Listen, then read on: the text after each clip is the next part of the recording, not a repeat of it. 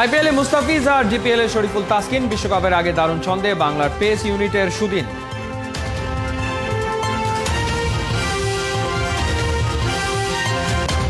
IPL এ শুক্রবার মাঠে নামছে মুস্তাফিজের চেন্নাই, লখনৌর সাথে হবে ধোনির দলের লড়াই।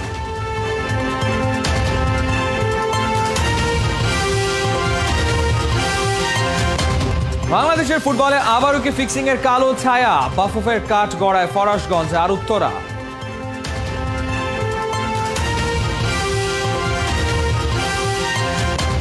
আবারও কি বাংলাদেশে আসছেন লিওনেল মেসি? সবুজ সংকেত দিলেন যুব ও ক্রীড়া মন্ত্রী।